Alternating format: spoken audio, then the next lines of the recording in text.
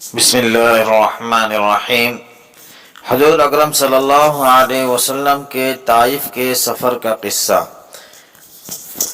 نبوت مل جانے کے بعد 9 برس تک نبی اکرم صلی اللہ علیہ وسلم مکہ مکرمہ میں تبلیغ فرماتے رہے اور قوم کی ہدایت اور اصلاح کی کوشش فرماتے رہے، لیکن تھوڑی سی جماعت کے سوا جو مسلمان ہو گئی تھی اور تھوڑے سے ایسے لوگوں کے علاوہ جو باوجود مسلمان نہ ہونے کے آپ کی مدد کرتے تھے، اکثر کفار مکہ آپ کو اور آپ کے صحابہ رضوان اللہ علیہم اجمعین کو ہر طرح کی تکلیف پہنچاتے تھے، مذاق اڑاتے تھے اور جو ہو سکتا تھا اس سے درگزر نہ کرتے تھے۔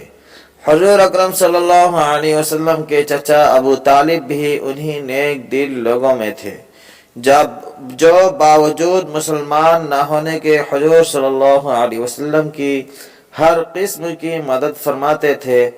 10ویں سال میں جب ابو طالب کا بھی انتقال ہو گیا تو کافروں کو اور بھی ہر طرح کھلے محال اسلام سے روکنے اور مسلمانوں کو تکلیف پہنچانے کا موقع ملا۔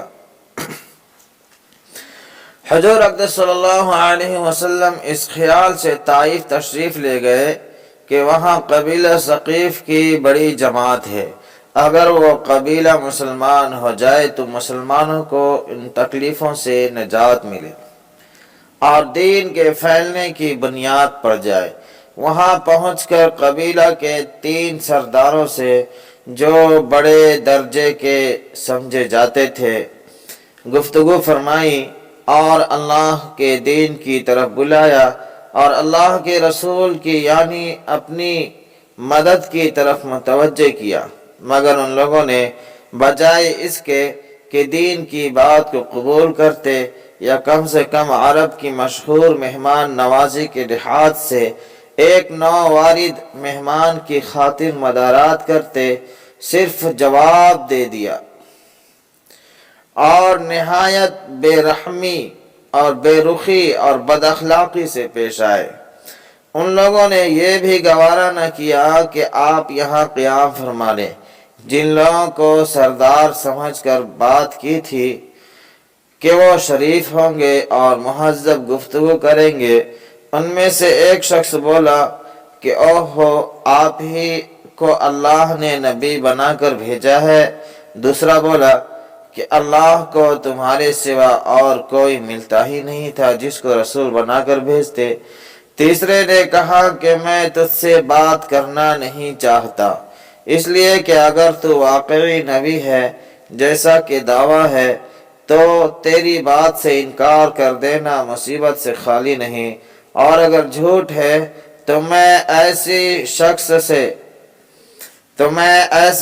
سے بات کرنا نہیں چاہتا۔ اس کے بعد ان لوگوں سے نا امید ہو کر حضور اکرم صلی اللہ علیہ وسلم نے اور لوگوں سے بات کرنے کی ارادہ فرمایا کہ آپ صلی اللہ علیہ وسلم تو ہمت اور استقلال کے پہاڑ تھے، مگر کسی نے بھی قبول نہ کیا، بلکہ بجائے قبول کرنے کے حضور صلی اللہ علیہ وسلم سے کہا کہ ہمارے شہر سے فوراً نکل جاؤ اور جہاں تمہاری چاہت کی جگہ ہو وہاں چلے جاؤ۔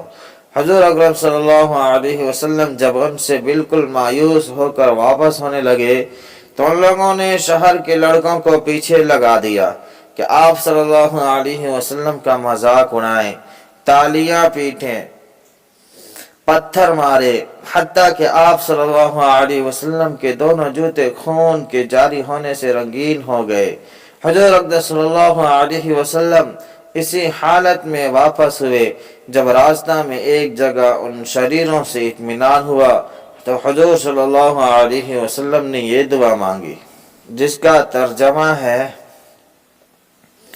اے اللہ، تجھے سے شکایت کرتا ہوں میں اپنی کمزوری اور بے کسی کی اور لوگوں میں ذلت اور رسوائی کی۔ اے ارحم الراحمین، تو ہی ضعفاء کا رب ہے اور تو ہی میرا پروردگار ہے۔ تو مجھے کس کے حوالے کرتا ہے؟ کسی اجنبی بیگانے کے جو مجھے دیکھ کر تر شروع ہوتا ہے اور منہ چڑھاتا ہے۔ یا کہ کسی دشمن کے جس کو تو نے مجھ پر قابو دے دیا۔ اے اللہ اگر تو مجھ سے ناراض نہیں ہے تو مجھے کسی کی بھی پرواہ نہیں ہے، تیری حفاظت میرے لیے کافی ہے۔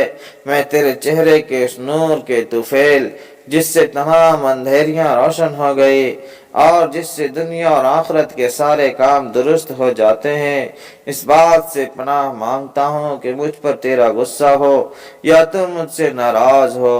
تیری ناراضگی کا اس وقت تک دور کرنا ضروری ہے،